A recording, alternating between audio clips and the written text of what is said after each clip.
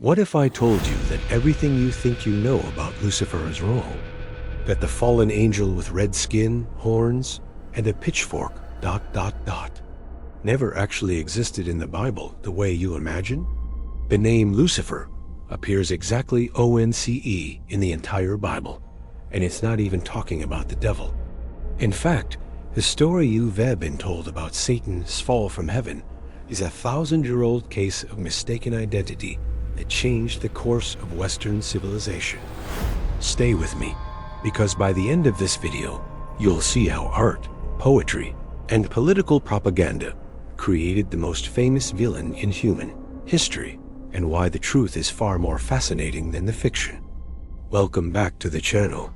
Before we dive into this mind-bending journey through history, theology, and ancient texts, make sure you hit that subscribe button and ring the bell, because we're about to uncover truths that took me months of research to compile. This isn't just another Bible story recap.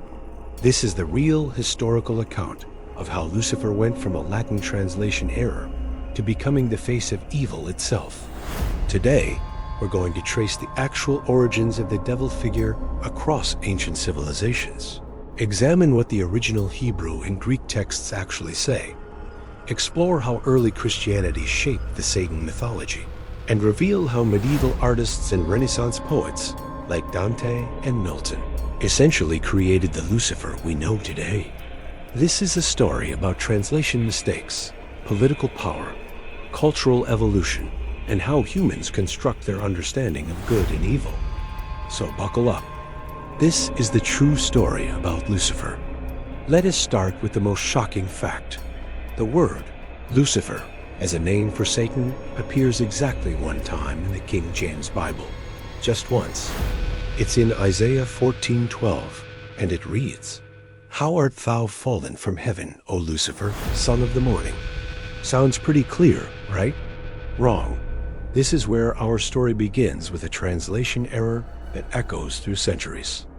The original Hebrew text doesn't say Lucifer at all.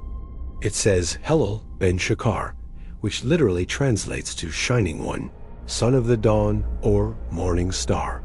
This passage in Isaiah isn't even about a cosmic battle between God and a rebel angel. It's actually a taunt song, basically ancient trash talk directed at a Babylonian king who had conquered and oppressed the Israelites. The prophet Isaiah was using poetic imagery comparing this arrogant king to the planet Venus, which appears brilliant in the morning sky, but then fades as the sun rises. The king had risen to power and glory, but was destined to fall. It was political commentary wrapped in cosmic metaphor, a common technique in ancient Near Eastern literature. So how did we get Lucifer? Enter Saint Jerome in the 4th century CE. Jerome was tasked by Pope Damasus, the first with translating the Bible from Hebrew and Greek into Latin, creating what would become known as the Vulgate, the Catholic Church's official Bible for over 1,000 years.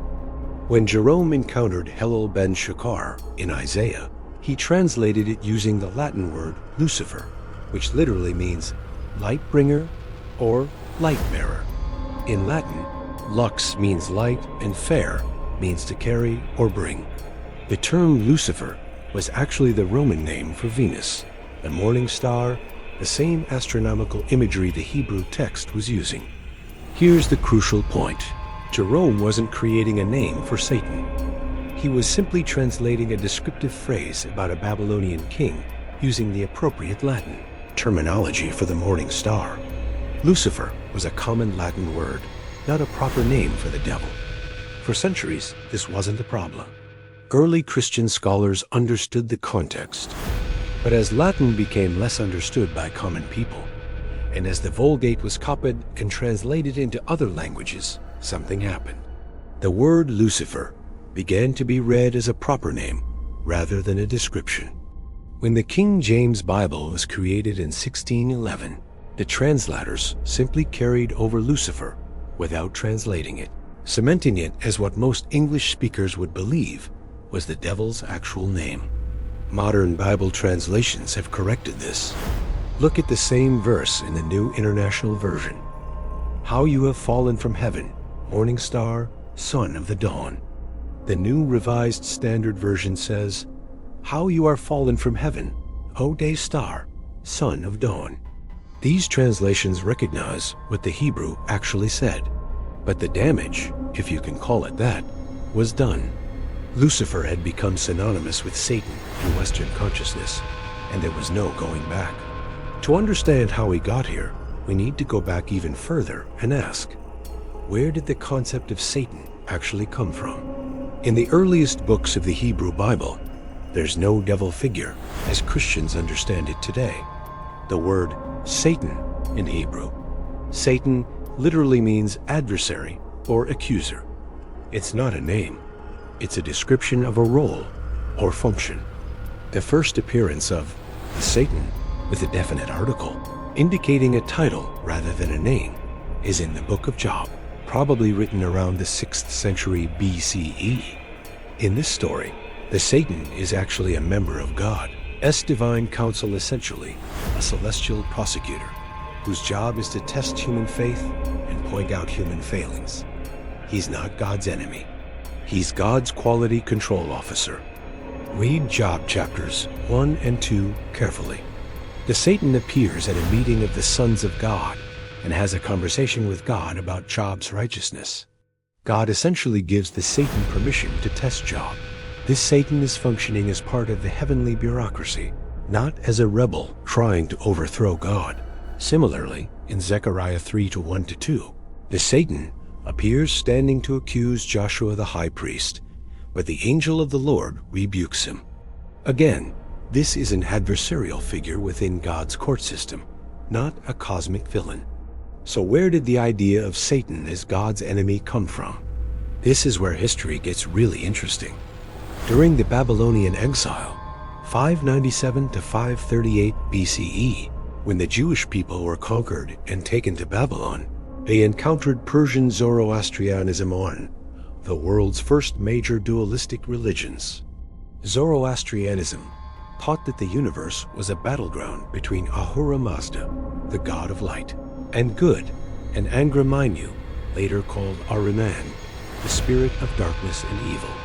These two cosmic forces were locked in eternal combat.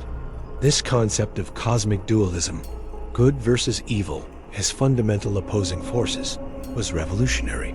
It began to influence Jewish thought during and after the exile. The idea that evil might have a single source, a personality, a leader, began to take root. By the time we get to the Second Temple period, roughly 516 BC to 70 CE, Jewish literature shows an evolved understanding of Satan. In texts like 1 Enoch, written between the 3rd century BCE and the 1st century CE, we start seeing stories of fallen angels called Watchers, who rebelled against God, mated with human women, and corrupted humanity. The Book of Jubilees, another Second Temple text, names one of these fallen angels Mastema, who functions like a Satan figure. But here's what's crucial. These texts were never part of the Hebrew Bible canon. They were influential, especially in certain Jewish communities, but they weren't scripture. They were more like the theology books and fan fiction of their day, exploring ideas, filling in gaps in the narrative, trying to explain the origin of evil. When Christianity emerged in the 1st century CE, it inherited these evolving Jewish ideas about Satan and took them further. The New Testament presents Satan as a real entity, the prince of this world, the accuser, the tempter. In the Gospels, Jesus is tempted by Satan in the wilderness. Satan enters Judas Iscariot, leading to Jesus' betrayal. But even in the New Testament, we don't get the full fall from heaven story that everyone knows. That narrative comes from piecing together different passages and reading them through a particular theological lens. So if Isaiah 14 is about a Babylonian king, where does the story of Satan's rebellion come from? The answer: it's assembled from multiple sources, none of which explicitly tells the story we think we know. The primary New Testament passage used to support Satan's fall is Luke 10:18, where Jesus says, "I saw Satan fall like lightning from heaven." But read in context, Jesus is responding to his disciples' excitement about their successful ministry. He's making a statement about Satan's defeat through their work, not necessarily recounting a primordial rebellion. Another key passage is Revelation 12:7-9. And there was war in heaven. Michael and his angels fought against the dragon, and the dragon fought and his angels, and prevailed not. Neither was their place found any more in heaven.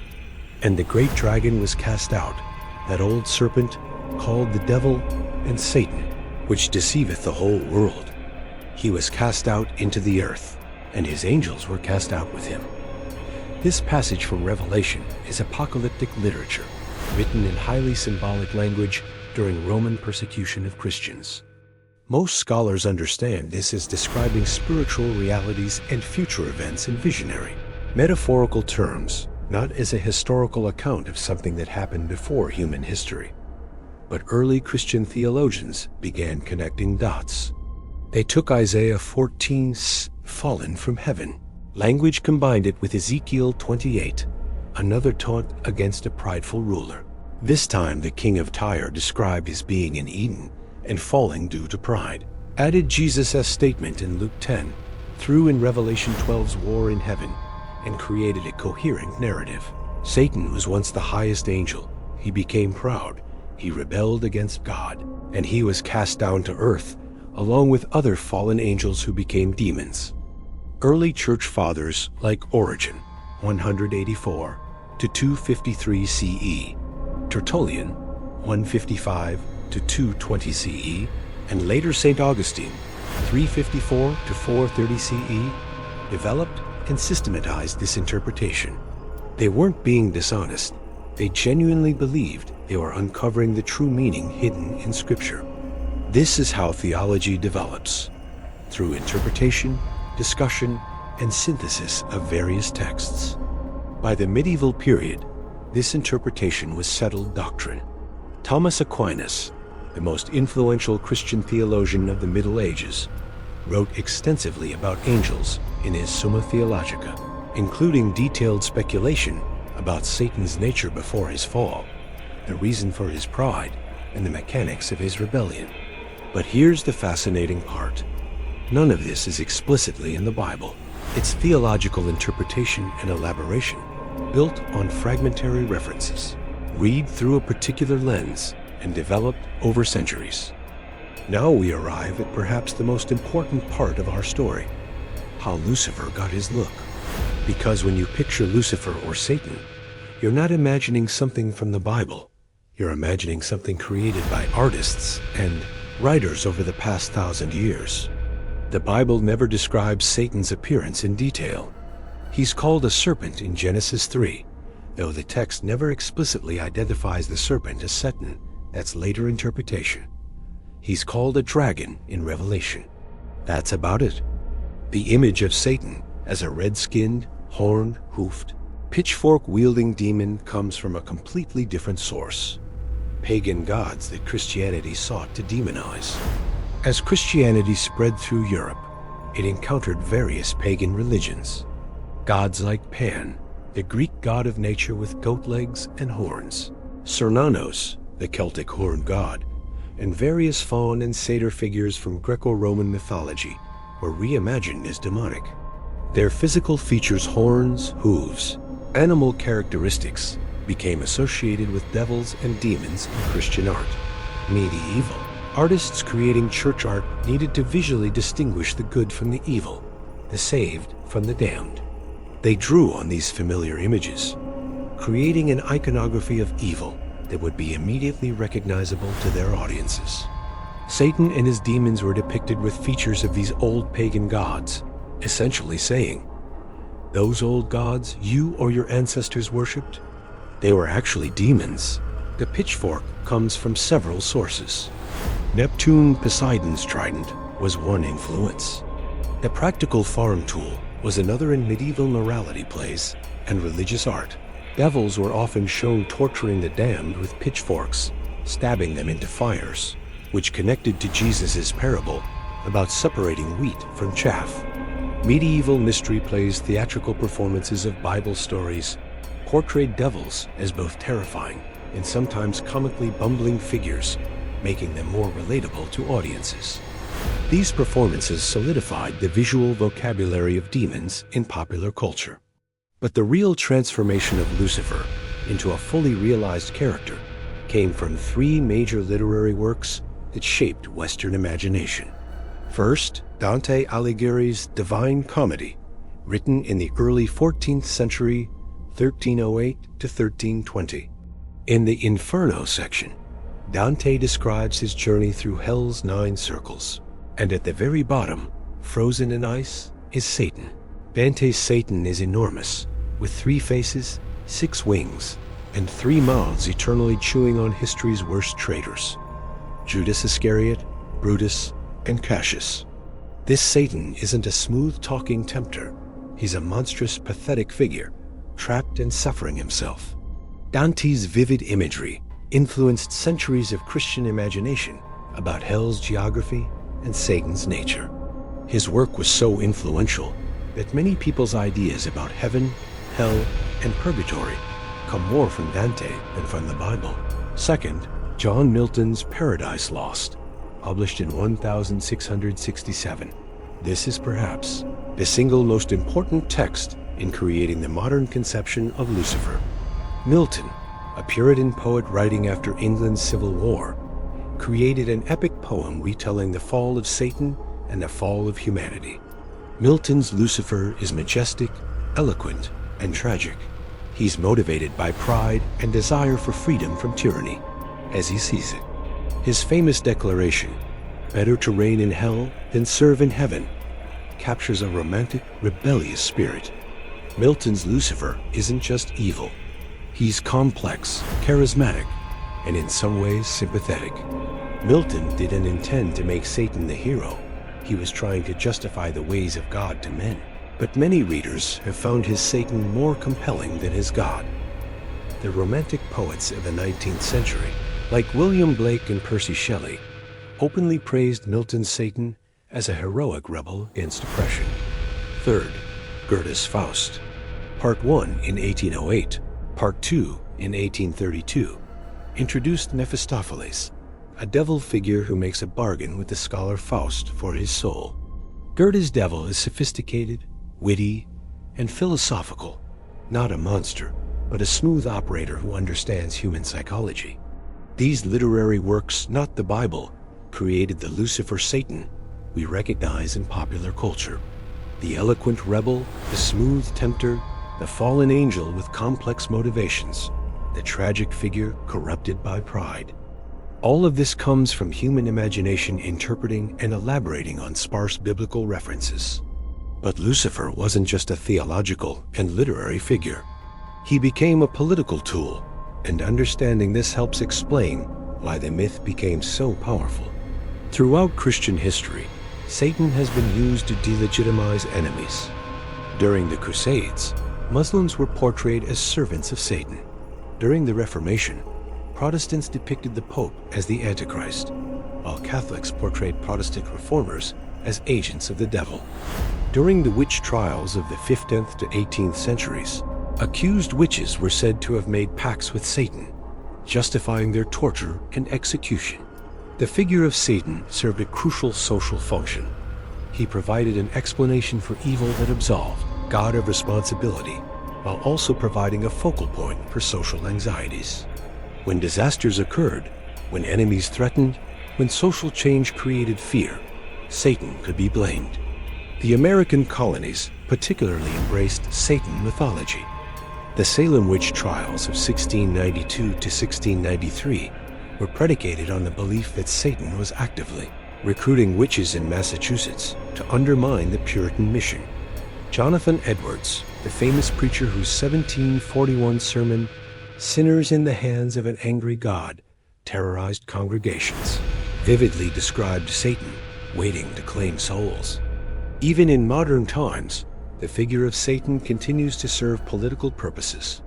During the Cold War, Ronald Reagan called the Soviet Union an evil empire, tapping into imagery of cosmic spiritual warfare. In various conflicts, enemies are demonized. a word that literally means to portray as demons. The satanic panic of the 1980s and early 1990s, when daycare centers and others were falsely accused of satanic ritual abuse, shows how the mythology remains powerful even in a secular age. Though almost all cases were later found to be based on false memories and moral panic, they ruined lives and demonstrated the continued power of Satan as a symbol of ultimate evil. To truly understand Lucifer, we need to step back and recognize that the fallen angel myth isn't unique to Christianity. The idea of a divine being who rebels and falls appears across many cultures, suggesting something fundamental about how humans think about good, evil, and authority. In Greek mythology, Prometheus stole fire from the gods to give to humans and was punished by Zeus. He's a rebel against divine authority. Though not evil in fact, he's a benefactor to humanity. The Titans, led by Cronus, were overthrown by the Olympian gods, led by Zeus. This story of divine rebellion and overthrow parallels the fallen angel's narrative. In Canaanite mythology, which predates Hebrew scripture, there are stories of lesser gods challenging the supreme deity El, or the storm god Baal. The biblical authors were familiar with these stories and sometimes used similar imagery. In Hindu mythology, there are asuras, demons, or anti-gods, who are in constant conflict with Devas, gods, though the relationship is more complex than simple good versus evil. In Norse mythology, Loki is a trickster figure who ultimately betrays the gods and leads forces against them in Ragnarok. In Zoroastrianism, which we mentioned earlier, Angra Mainyu chose evil and opposes Ahura Mazda. What do all these myths have in common? They're attempts to explain evil, to understand why the world contains suffering, an opposition to good, and to dramatize the conflict between order and chaos, authority and rebellion, selfishness and selflessness. The Lucifer myth is Christianity's version of this universal story. It serves several theological purposes. It explained evil as origin without making God responsible for creating it. It demonstrated the consequences of pride and disobedience. It provided a cosmic enemy to make sense of spiritual struggle. And it offered hope by showing that evil, though powerful, would ultimately be defeated. Today, Lucifer exists in a fascinating cultural space. In an increasingly secular Western world, Satan as a literal being is believed in less than ever. Yet as a cultural figure, he's more present than ever. In popular culture, Lucifer has undergone a remarkable transformation. TV shows like Lucifer portray him as charming, misunderstood, even helpful. Movies present him as everything from terrifying, The Exorcist, to sympathetic, Constantine, to comedic, Little Nicky. Comics, novels, and video games feature various interpretations. The Satanic Temple, founded in 2013, uses Satan as a symbol of individualism, compassion, and rebellion against arbitrary authority, not as a literal being they worship, but as a metaphor for Enlightenment values. Their legal battles for religious freedom, often trolling Christian nationalist policies, show how the symbol of Satan can be reclaimed and repurposed. In psychology, Carl Jung wrote about the shadow, the denied aspects of ourselves, and saw Satan myths as projections of this shadow. From this view, Satan represents parts of human nature we don't want to acknowledge, our capacity for destruction, selfishness, and rebellion. Some modern theologians have re-examined the Satan mythology. N.T. Wright, a prominent biblical scholar, argues that modern Christians have overemphasized Satan due to medieval and modern influences, and that the New Testament's vision is more about Jesus' victory, having already defeated evil powers. Others have questioned whether belief in a literal devil is necessary or even beneficial. Does it help people take responsibility for their actions? Or does it allow people to externalize evil rather than confronting it within themselves and their societies? So what's the truth about Lucifer? After this journey through history, language, theology, art, and culture, here's what we can say with confidence. 1. The word Lucifer, as a name for Satan, comes from a translation choice, not from the original biblical texts. It appears once in the King James Bible, translating a Hebrew phrase that was actually describing a Babylonian king using poetic imagery. 2. The concept of Satan evolved over centuries, from a title meaning adversary in early Hebrew texts, through influence from Persian dualism during the exile, into a developed devil figure in late Second Temple Judaism and early Christianity. 3. The detailed story of Lucifer's fall from heaven is assembled from multiple biblical passages, none of which tells this story explicitly. It's a theological interpretation developed by early church fathers. 4. The visual appearance of Satan horns, red skin, hooves, pitchfork comes from medieval Christian demonization of pagan gods and from artistic conventions, not from biblical descriptions. 5. The personality and character of Lucifer, as we know him, comes primarily from literary works, especially Milton's Paradise Lost, not from the Bible. 6. The Satan-Lucifer mythology has served important social and psychological functions throughout history, providing an explanation for evil, a focus for social anxieties, a political tool, and a symbol of rebellion. 7. The Lucifer story is part of a broader human pattern of myth-making about divine rebellion and the origin of evil, appearing in various forms across cultures. As this means Satan or Lucifer isn't real. That depends on your perspective. From a historical and textual standpoint, Lucifer, as the devil's personal name, is a relatively modern misunderstanding. The Satan of the Bible is less developed and more ambiguous than the figure most people imagine. But from a cultural and psychological standpoint, Lucifer is very real. He is one of the most influential fictional characters ever created, except he wasn't created by a single author at a single time. He's the collaborative creation of thousands of years of human culture, fear, imagination, and spiritual seeking. Whether you believe in a literal Satan or not, the Lucifer myth tells us something important about humanity. It shows our need to understand evil, our fascination with rebellion, our attraction to the fallen hero, and our desire to believe that good and evil are clearly distinguishable forces, rather than complex mixtures in every human heart. The true story about Lucifer is in many ways more interesting than the myth.